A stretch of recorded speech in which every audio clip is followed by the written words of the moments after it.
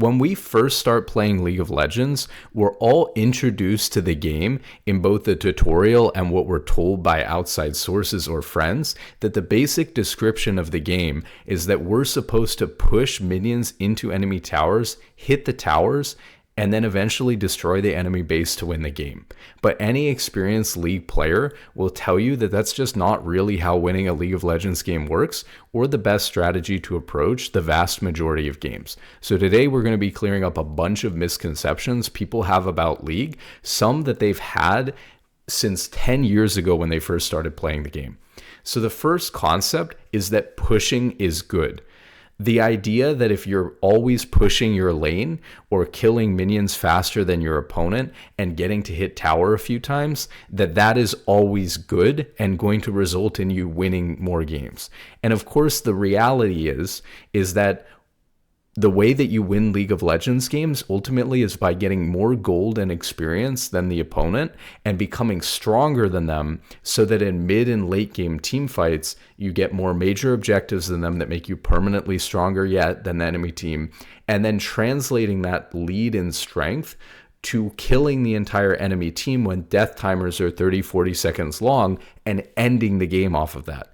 Now, as a prerequisite to that, obviously you're able to end the game faster or after fewer fights if you've taken a few turrets in the first place. But the other thing is, getting ahead of your opponent is going to enable you to easily take tier 1 towers whenever you want, when you have a game that's going 20, 30 minutes long anyways. If you're the winning team, you're never going to not knock down their tier 1 towers. So spending the first 5 minutes or 10 minutes or 15 minutes of the game where you're laning, focusing on knocking down that turret, while optimal for maybe some champions that excel at that, and that's part of how they get ahead, for the vast majority of champions, that's just not how you win your lane. Oftentimes, letting yourself get pushed in, holding a freeze, or letting yourself get pushed in at certain times when you don't know where the enemy jungler is, or you're vulnerable to a gank, or your flash is on cooldown, or things like that, is much more optimal than permanently pushing the enemy team in. Anyone who's experienced with the game will tell you that if you've ever tried to play League like this, where you're just permanently pushing the enemy team in, you'll get ganked over and over and over again and end up dying and feeding and getting really far behind, and then it's actually impossible to win the game.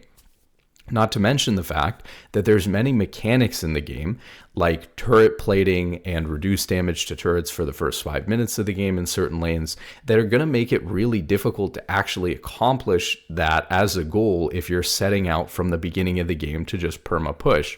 So again, while there's certain split push champions, or maybe champions that are really good at taking towers, like maybe a Caitlyn or a Ziggs, that may play a little bit like this, it's most often for most champions not the way that you play the game.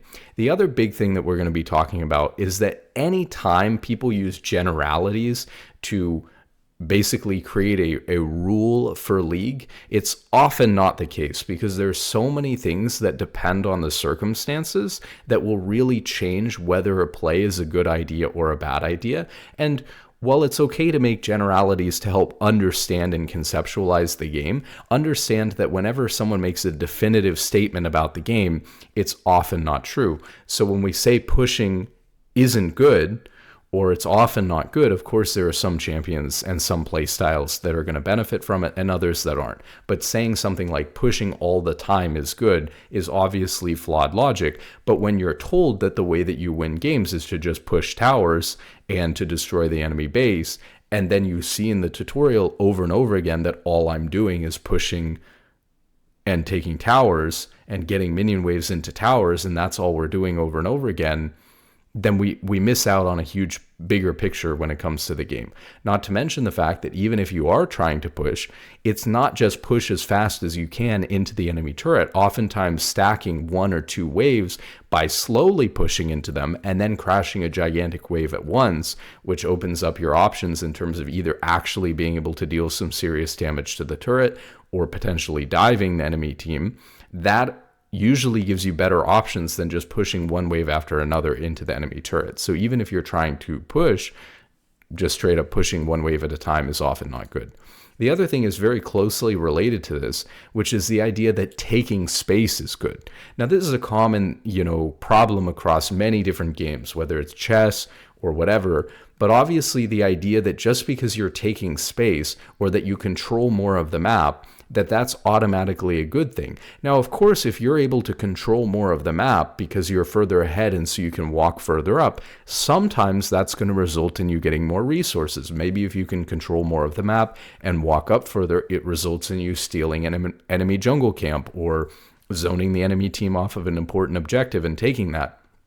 But outside of looking for specific things that you're going to take and gain a gold or XP advantage from, if you're just walking up as far as you possibly can, even while you're winning, that is a great way to accidentally overextend, get yourself picked and killed, and throw the lead back to the enemy team. So just because you can walk up to a certain place or push up to a certain place in a lane doesn't mean that you should always go as far as you can until you encounter an enemy champion, or even encounter an enemy champion and say, hey, I'm ahead of this guy, so it's no big deal, but then somebody else comes and now you're in trouble.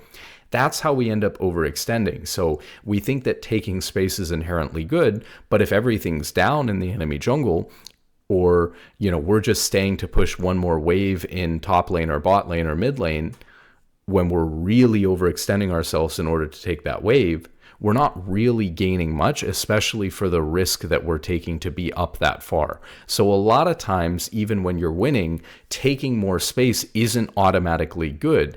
Taking resources is good, and if taking that space enables you to do that, and you can do that in a low risk sort of way compared to the reward that you're going to get, then of course you're going to go for that. But if you're just taking space to take space, you're often going to find that you're overextending and throwing your lead by taking space and valuing space, rather than respecting that the enemy team can collapse on you. The other thing is that when you look at the map for League, if you take more space and push up further, your map expands out in a cone. It gets wider.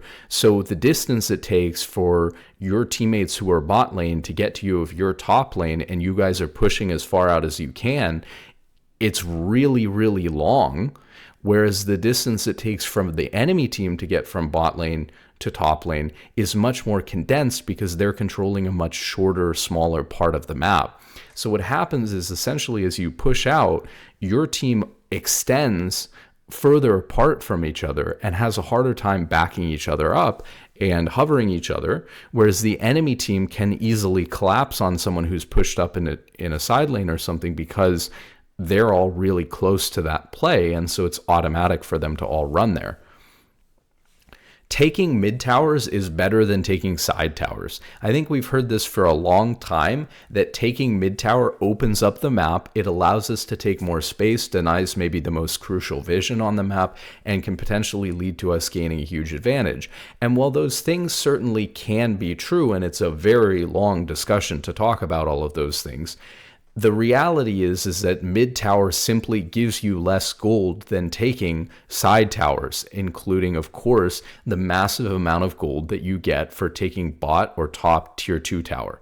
So you get way more gold for taking those towers than you do for taking mid tier 2.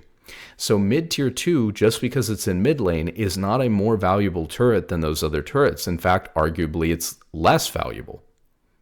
The other thing that this leads into is when you take a tier 2 turret in any lane, you're obviously pushing towards the idea that you're going to take an inhibitor. And a lot of people obviously assume that taking inhibitors is good. Why? Because you're rewarded at every stage for taking any objective basically in the game, and especially rewarded for taking towers and things like that. So people just assume that taking inhibitors is good. You also have to take an inhibitor to win the game, so it seems like taking it would be good for those reasons.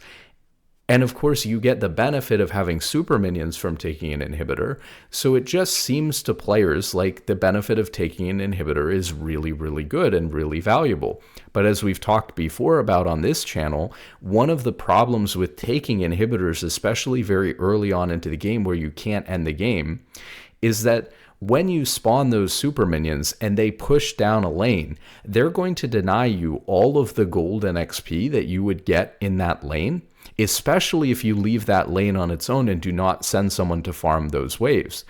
This is because the super minions are like one or two hitting all of the minions along their way. And so they're just piling down and pushing down the lane. And so the enemy team is getting an extra minion every wave that's worth 90 gold and a bunch of XP that they get to farm every single wave.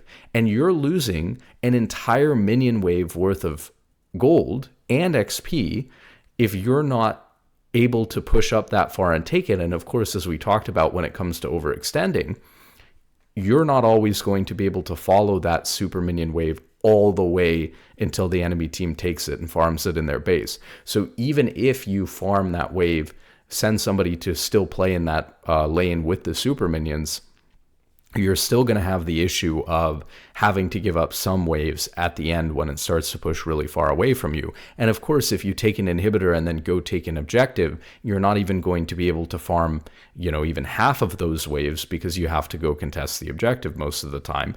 And so you have to leave that wave pushing on its own. So you're actually feeding an extra 90 gold every 30 seconds into the enemy team. And that's just from the super minion, not including the XP. So just think about this in your head. Every 1 minute, you're giving 180 gold to the enemy team, and you're probably denying yourself with a whole minion wave. It's probably worth, let's say, 150 gold.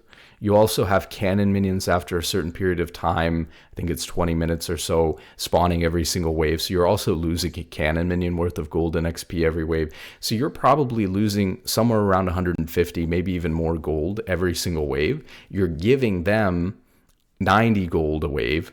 So you would essentially have to get a kill every minute that you have taken an inhibitor, because you took that inhibitor, just to break even on having taken that inhibitor. Well, the question would be, yeah, but it helps you end the game. So what is the benefit in terms of it helping you end the game?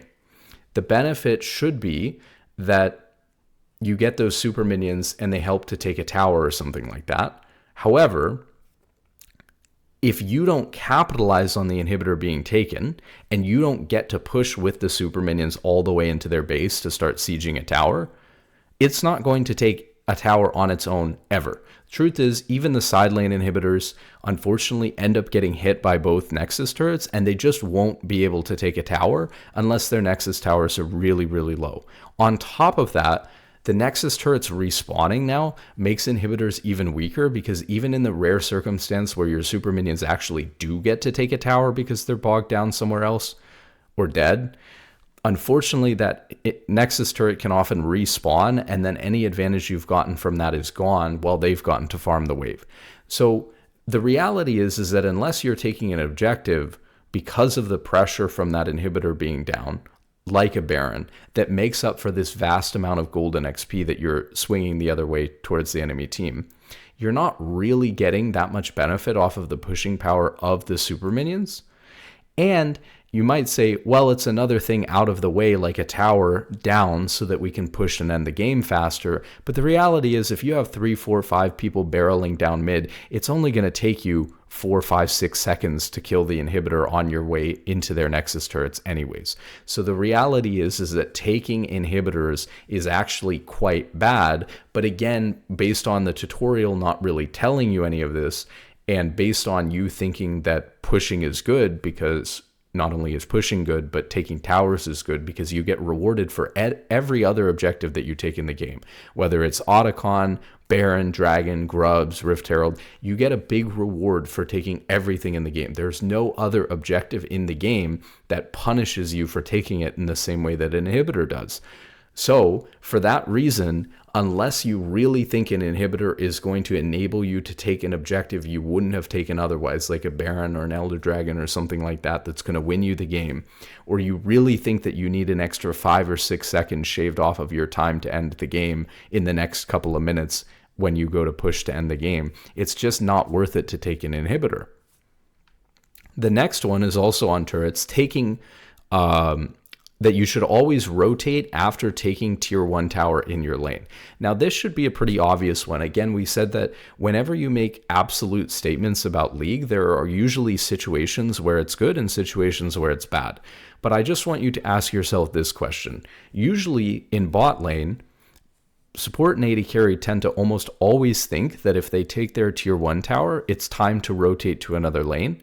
But top laners almost always stay in their lane and try to push a tier 2 turret down.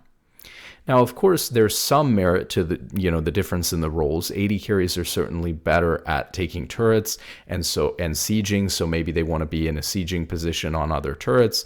Top laners tend to be better at split pushing, and so there's an argument that maybe they would be better at taking a tier 2 or something like that.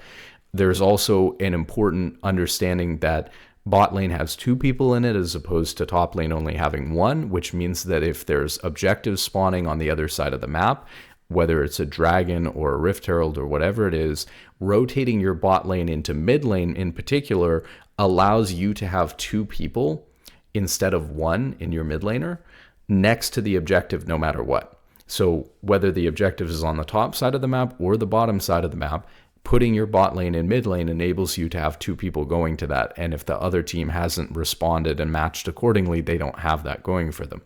But as we just talked about, tier 2 towers are much more valuable than tier 1 towers. And the enemy team, is often not going to respond or be able to respond if you take an early tier 1 tower to help their bot lane or their top lane much if you start pushing all the way to a tier 2 tower. So the reality is that I think when bot laners always choose to rotate after taking tier 1 to take another tier 1, there's so many more considerations that need to be made there, because oftentimes in AD carry and support, staying in bot lane can actually take a tier 2 tower on their own. It's just rarely ever done because people think that they always have to rotate to another lane. So here's some considerations around that to help you figure out whether that's a good idea or not. Number 1,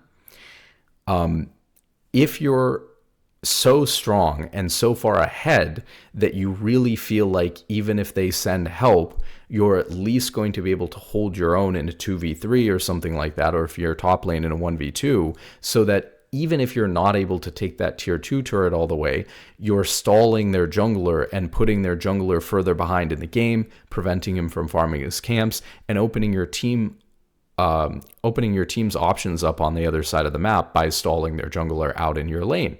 Maybe even you're strong enough that you can win a 2v3 fight or a 1v2 fight. Those are good reasons why you would stay in that lane. Another reason why you might do it is because it's past 14 minutes and turret plating's already fallen off. So it would be better to rotate to mid lane or to top lane, for example, if you're bot lane, or to mid lane or bot lane if you're a top laner, if turret plating is still on, because you can gain more gold pre 14 minutes by getting an extra plate or 2 before turret plating falls off, if you're able to get your turret at, an earlier stage into the game and then rotate to another lane with a couple of minutes left on turret plating. Probably better to pick up a couple of extra turret plates and then go get that tier 2 than to immediately focus on that tier 2. So pre 14 minutes, pre turret plating falling off, usually better to focus on, taking tier 1 towers in other lanes. But after 14 minutes and after turret plating falls off, usually better to push a tier 2 turret down. And then again, like I was saying, if you're taking your tier 1 tower, but you're actually pretty even with their bot lane or their top lane or whatever, then, you're not really strong enough to be pushing all the way to a tier 2 turret by yourself that early in the game. Their jungler is probably going to come pressure you and have to defend that and things like that. And they're the free man to go do that sort of thing. Obviously, if you're going to push up like that, you need to have good map awareness and establish vision and things like that to make your chances of, dying to the enemy team collapsing on you less likely. So there's all of these things, but the idea that you should just always rotate mid or something like that after taking your tier 1 tower is just wrong.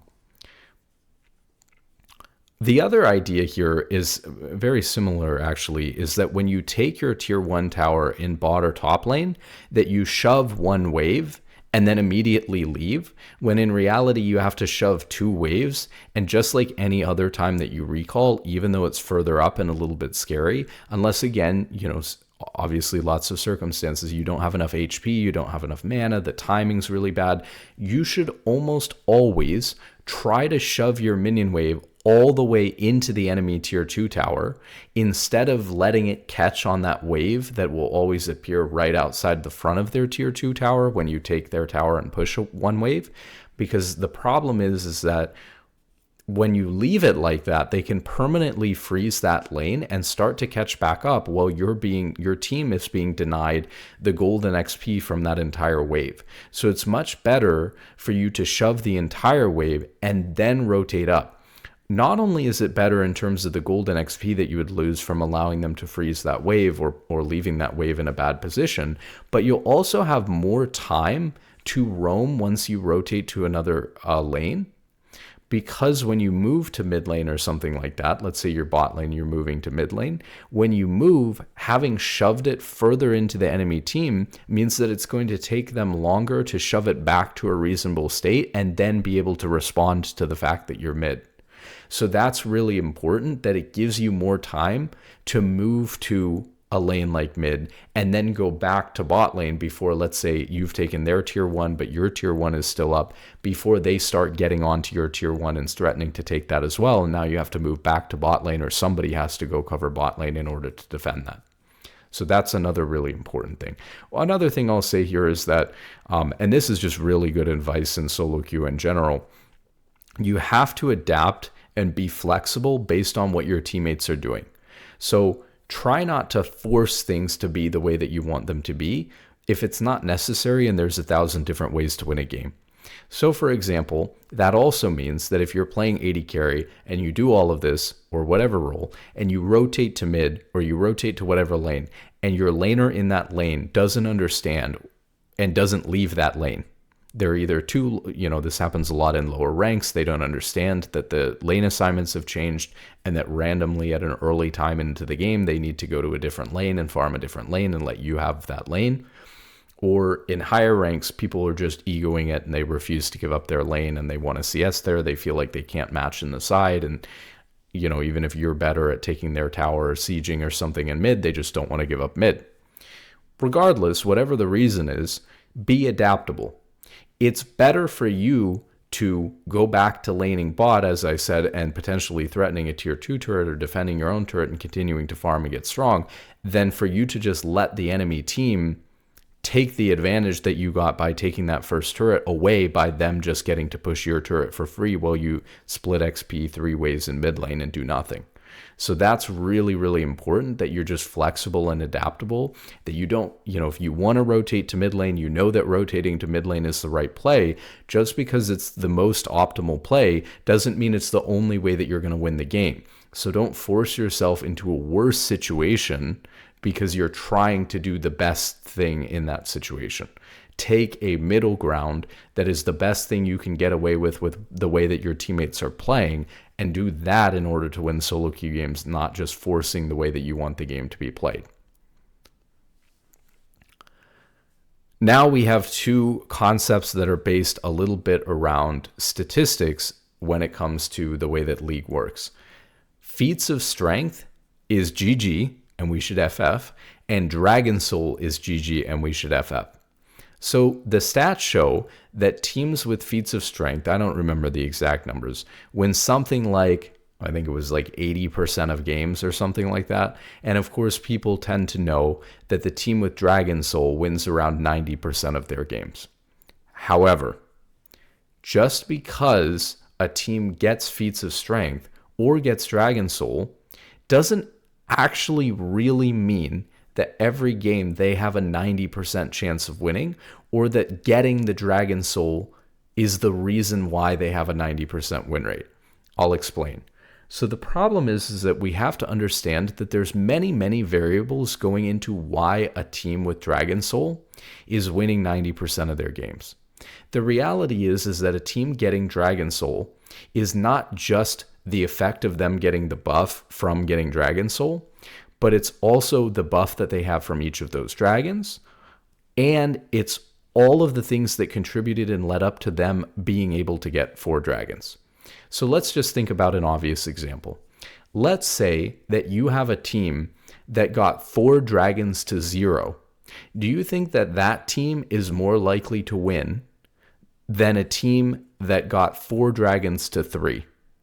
Of course, the team that got 4 dragons to 0 is much more likely to win than the team that got 4 dragons to 3, because the fact that the game where it went 4 dragons to 3 was so close in the dragon contest shows that the game is pretty even. And going later and later into the game, when the game becomes much more even as items and levels and things start to flatten out.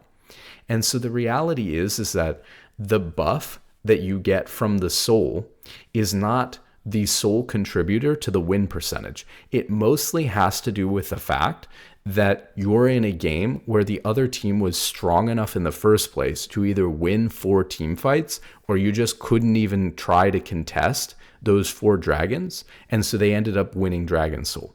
It has much more to do with the enemy team already having a gold lead, already having an XP lead, already being ahead, and they're taking dragons is just a metric to show that they're ahead. Now, of course, you do get a boost to your win rate that's just due to taking an individual dragon or taking Dragon Soul. And of course, Dragon Soul is a big buff, but it doesn't actually mean that team always has a 90% chance of winning the game, because the buff itself may only increase a team's chance of winning by 5 or 10%. We just think about the statistic that way because we have a hard time doing the multivariable regression to isolate all of the different variables that contributed to that team getting 4 dragons in the first place. So it's usually the fact that they were winning so many team fights around dragon, or that they were so strong that the enemy team couldn't get any dragons or contest, or that they're more objective focused team than the other team, and like they're grouping more and making better decisions, and things like that than the enemy team. And so all of those things are contributing to them winning the game much more than the actual Dragon Soul itself. Same thing with feats of strength. And as we've talked about before, although I don't have time to get into all of the math now, most of the feats of strength boots are actually not worth upgrading. I've made videos about this before. Most of the boots, if you look at the stats that you get for the upgraded version, you look at the stats that you get, and they're actually worse than spending the 750 gold on a different item, on half or a third of another item. It's much better to get to another item than it is to upgrade the boots. And they're not even very gold efficient. They're extremely gold inefficient. So while feats of strength, just like Dragon, shows that the enemy team was taking many objectives, getting first turret, getting ahead early in the game with first blood or the first couple of kills, obviously them getting feats of strength in and of itself doesn't mean that they're automatically going to win that game, or that they're 80% likely to win that game. There's plenty of games where a team gets feats of strength, especially if they got it through some of the easier methods. So the hardest one is to get 3 objectives.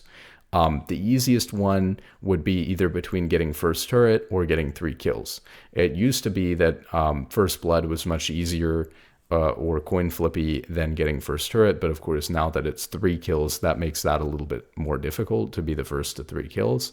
But the general gist is let's just use another example. Do you think a team that takes feats of strength by getting the first team to 3 kills, or the first to 3 objectives, is more likely to win, or the team that happened to get first tower and the first 3 kills? Obviously, even though both those teams got feats of strength, the team that got 3 objectives is more likely to win, because we know that they secured all those objectives, and we know that they were more likely to be winning the game in a bunch of circumstances anyways, in order to get those objectives, which are kind of harder to secure than any other thing that could contribute to feats of strength. Whereas the actual buff that you get for getting feats of strength is very, very minimal, because the value that you get if you just don't upgrade your boots is maybe 100 gold per player max, which is a good amount of gold, but it's not game ending. It's, 100 gold per player. It's like not even enough to buy a component item. On your entire team, 500 gold is going to be equivalent to like 2 daggers or something like that. So it's not about to change a team fight compared to the way that playing the game works. And then if they choose to upgrade their boots, they're actually at an item disadvantage compared to just leaving them. So they'll actually waste gold and throw some of that some of that advantage back to you if they end up upgrading their boots. So is Feats of Strength GG? Absolutely not. Is Dragon Soul GG? Absolutely not. The buff itself, again, is probably giving you a slight bump in its win rate. Most of the reason why Feats of Strength and Dragon Soul have such high win rates is because they indicate that you're already winning in many other aspects of the game. Starting Atakhan when you're ahead is always good. Or we don't even have to say is always good. But let's say that, like every other objective in the game, a lot of times you assume that when you're winning the game, you should just move from objective to objective. And so I see so many teams starting Atakhan without realizing the major debuff that it applies to your entire team. So Atakhan, when he hits you with his abilities, both the bolt that it shoots at you and the swipes around him, apply a debuff that reduces your armor and magic resist up to 50. So it's pretty much impossible to avoid unless you're long enough range that you can hit Atakhan from completely out of his ring. And somebody has to be tanking it, so multiple members of your team are usually getting hit by this. When doing something like Atakhan, what teams don't seem to realize is that starting it when the entire enemy team is up, or even when 4 members of the enemy team are up, is going to shred your armor and magic resist to the point where you'll lose almost any team fight because you'll take a huge amount of damage compared to before. And yet teams will continuously start Atakhan like it's a dragon or something like that, when the enemy team can actually just come and contest, and then they'll get wiped.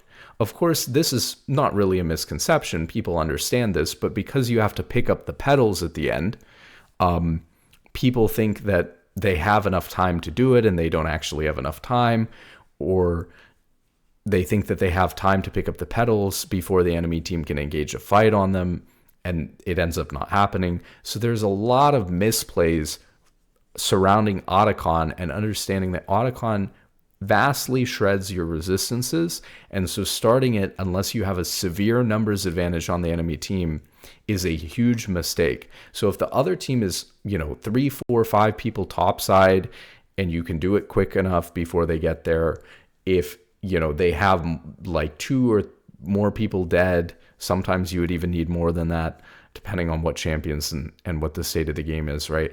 A lot of times, if you're starting Atakhan with 4 or 5 people alive on the enemy team and able to respond, you are going to be in a lot of trouble, and you will end up losing that team fight, and worse, losing all of the petals, which are 90% of the value of Atakhan. Which brings us to our next point, which is the idea that you should suicide to steal Atakhan because stealing Atakhan is good. Again, stealing any other objective in the game, any other neutral objective, is always a good thing. Stealing Baron, stealing Rift, even stealing Grubs or whatever is usually a net positive. But the reality is that smiting Atakhan and stealing the last hit on it does very, very little, because the buffs that you get from actually killing Atakhan is very minor, maybe 5% of the value of taking the objective. But 95% of the value of taking the objective is in picking up the petals and the adaptive force and the XP that the petals are giving you. So stealing Atakhan and then dying right away doesn't really do anything for your team when the enemy team is still cleaning up all of the petals and getting 95% of the value from the objective, anyways. And a lot of times I've seen junglers try to steal Atakhan, and of course your chances of stealing it are extremely low, just like any neutral objective steal. It can be nice if it happens, although not with Atakhan. It's not actually that nice even if you do manage to steal it, but obviously your odds are low. They die, and then boom, the other team gets to go take Baron because they're dead. In the same way, you've probably seen junglers all the time try to steal a dragon, and even if they get it now, because Baron's up at the same time, now they've thrown Baron as well, and it probably would have been better on average for them to just not attempt to steal the dragon, especially because even if they do manage to steal the dragon, that wasn't going to happen in 9 out of 10 games. Okay, another one about objectives. TPing to objectives is good. And what we're basically saying here is that, like, TPing to team fights or TPing to objective contests is a good way to play the game. The reality is that TP is very, very slow, especially so nowadays. And not only is it slow, but if you understand League of Legends at a high level, you've got to understand that you're not contesting an objective 10 seconds prior to it spawning, or even, right as it spawns or after it spawns. There's a lot of prep that goes into setting up for an objective. You have to clear wards, you have to place wards, you have to go back to base and reset your wards so that if they clear your wards, you still have wards to place. You've got to push out the side lanes, you've got to push out mid lane, and then continue to hold and control mid lane. And again, we don't like to speak in absolutes, but almost all of the time, it is better to control the mid wave and walk into the objective, whether you're ahead or behind, through the river entrance to mid lane than it is to go through the small choke points in the jungle to enter the objective without any control of mid lane. Controlling mid lane gives you way better access to the objective and shoves another wave in to put pressure onto their team and potentially draw someone to that wave and away from the objective. So the reality is that you can't really have the same impact TPing to an objective or a team fight once the fight's starting, or even right before the fight starts, as you would if you were there to prep and help control that mid wave and help get vision and clear vision before the objective even spawns or is really being contested. So the reality is that how should you use TP if you want to contest an objective? You should probably use TP in one of two ways. Either as the play's starting and you need to shove out a side wave first, immediately TP to the side wave, clear the minions as fast as you can or do what you need to do with the minion wave, and then walk straight towards mid lane or the objective to help with those things that we mentioned. Or walk to the side lane, clear the minions, do what you need to do with the wave, and then TP right away before any fight has broken out if you're intending to participate in the fight. Otherwise, you ought to just stay in the lane that you're in and continue to split push, because TPing, especially nowadays, right as the fight is starting, is really just not going to cut it. Even a little bit before, so that you're there for the entire team fight, but had no help in setting your team up, can be a recipe for disaster when it comes to contesting objectives.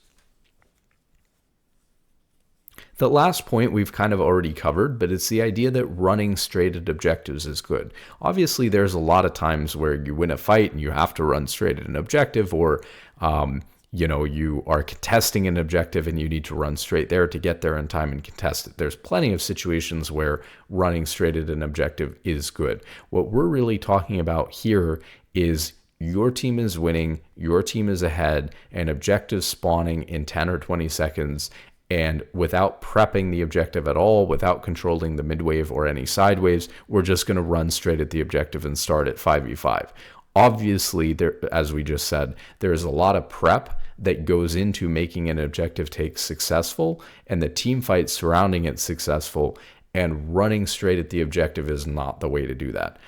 Another tip I'll give to supports, yet again, I've been saying it maybe the last 3 videos, is that the way that you should be using sweeper almost all the time is not to just randomly sweep whenever you know that there's an enemy ward somewhere, but instead to save both sweeper charges for literally 10 seconds before a team fight around an objective, so that no matter what they do, your team can clear out all of the vision and play every team fight in bushes from fog around objectives. Because if you wait to sweep right before a team fight or an objective take, there is just no time for the enemy support to go back to base and reset their wards. And the really OP thing is that when you're sweeping, when you've got multiple teammates around you, you'll be able to move and cover more area with your sweeper because they'll help you hit the wards and clear them for you. And you should just be moving around and letting your team clear all of the wards. Now in lower elo, they may not help you as much as they should with hitting the wards and enabling you to cover more ground with sweeper, but obviously that's good. And if you save both charges, even if their support has wards in their inventory, you're often going to be able to clear out both their initially placed wards and the words that they're coming with at the objective.